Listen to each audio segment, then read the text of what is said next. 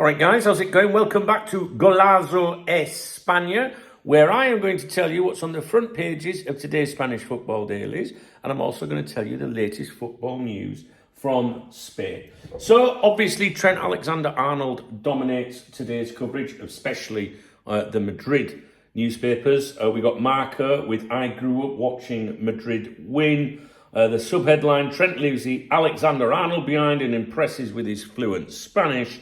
His first day in white was full of subtle nods. Xabi was my idol at Liverpool, and it's a dream to work with him. Florentino enjoyed hearing him speak Spanish. We then move on to AS, and they say, what is it? Well, what we've got here, Madrid will make me better. The sub-headline, if you like, regarding all of this stuff was Trent now wearing white says he always knew the only club he'd leave Liverpool for was Madrid. Xabi Alonso was my idol. He'll wear number 12 and prefers to be called just Trent, as it says on here. Now, going along to the Catalan media, the pro-Barcelona newspapers, if you like, very little bit up here in the corner about Trent signing for them. But the main headline with them today is ultimatum for Ter Stegen. Barca are backing Joan Garcia as their long-term keeper. Ter Stegen is being told his future is likely on the bench or in the stands. It's a bit harsh, isn't it? Meanwhile, Germany want him to move to keep his World Cup 2026 spot. And the inside coverage, I think you can probably see this, is dominated by that. We will then move on to Mundo Deportivo, which is the other pro-Barcelona newspaper. And again, a little bit of Trent Alexander-Arnold down here in the bottom. You ain't going to see a Real Madrid shirt on the front of there. And their headline is Operation Cash. Barca must make a big sale to fund the signing of Luis Diaz. The club is looking to offload players like Todibo, Fati, Trincao and Torre.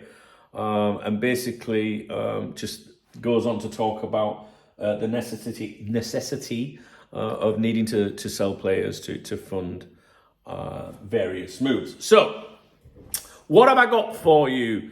Atletico dropped Theo Hernandez. Left-back search starts over.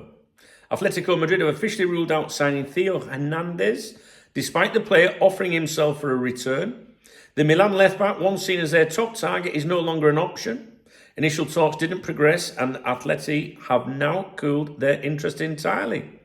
Carlos Boquero and the sporting department are now searching for a new left-back, with a focus on players whose contracts end in 2026, aiming for affordability. Strengthening that position is a top priority, especially after struggles in key matches last season. Former first-choice target Alvaro Carreras was ruled out earlier due to his €40 million price tag. He's now heading to Real Madrid. Atletico will now focus on new targets with names like Baena, Cardoso and Cuti Romero on their broader wish list, although Romero is proving the hardest to land. Julian Alvarez leads Atletico's final arrivals ahead of the Club World Cup, big tournament about to get underway. Real Madrid desperate to win it, as you will know. Julian Alvarez, nicknamed La Araña, the Spider, has arrived in Los Angeles to join Atletico Madrid's final preparations for their Club World Cup debut against PSG on Sunday. He's coming off a sensational season with 29 goals, and now eyes the one thing missing, a title. This tournament is seen as the perfect stage to cap off his year. He trained with the group in the afternoon session, while Angel Correa joined earlier in the day after being left out of the final friendly. With all 5 Argentine players now back and everyone available, Simeone has his full squad ready for Sunday's showdown with the Champions League holders. PSG, meanwhile, are waiting to see if Dembele will be fit for the game. He's still training separately. Luis Diaz to Barca. Oh, what's that black? That's off my chair, look. Chair's falling to pieces.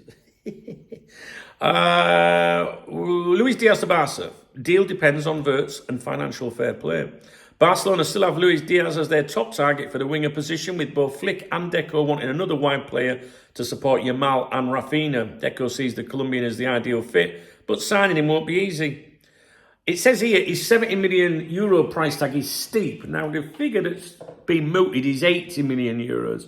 But Diaz has been saying to Barca that Liverpool have a verbal agreement to let him go for around 60 million euros, I think. But they're quoting 70 million in the press today. And Liverpool are currently negotiating a contract renewal. I don't think that is happening at the moment. I think they're wrong. Things seem to have changed a bit. However, things could shift dramatically if Liverpool move ahead with their 150 million euro pursuit of Florian Wirtz from Bayer Leverkusen, which we now know since these were published is happening. That was confirmed by Paul Joyce at the Times. So Liverpool may need to sell, and Diaz would be a prime candidate. Barcelona are keeping a close eye, but they have their own issue to solve first. The club's financial fair play situation is tight, and most of their current margin is earmarked for Joan Garcia. Deco is now working on player exits to generate the funds and salary space needed to go for Diaz if the opportunity arises. Villarreal signed Molero for £15 million. Euros. Carlos Soler could follow. Villarreal are close to completing the signing of Alberto Molero. There you go, I've got the pronunciation here. From Las Palmas in a deal worth around 15 million euros. The 21-year-old will sign a 5-year contract and is seen as the long-term replacement for Alex Baena, whose future remains uncertain. Molero has already played 63 top-flight matches and scored 9 goals, making him one of the most promising young midfielders in Spain. Villarreal had previously pursued him during the winter window but held off when Baena opted to stay. Now the move is nearly finalised. In addition, the club is negotiating for PSG's Carlos Soler. Marcelino sees him as the ideal reinforcement for midfield, particularly as a successor to Dani Parejo. Talks are underway with both a loan and permanent transfer on the table, though Brighton and other clubs have also shown interest. Napoli make first move for Sevilla's Juanlu Sanchez. Napoli have opened negotiations with Sevilla to sign right-back Sanchez. Sporting director Giovanni Manna met with Sevilla officials and the players' agents to push forward the deal. The Italian club's opening offer is 8 million plus 4 million in add-ons. That's euros, of course. Sevilla, however, are holding out for 20. The Spanish side are under financial pressure and are actively working in the market, despite still not having a confirmed manager for next season. Sergi Gomez bids farewell to Espanyol. He's confirmed he will leave the club when his contract expires on June 30th, bringing an end to his 4-year spell at the club. The centre-back expressed pride and gratitude in his farewell message, and he said, "I'm happy and proud to have worn this shirt. I'll always be a Perico." He won't renew his deal, closing his chapter at the Catalan side on good terms.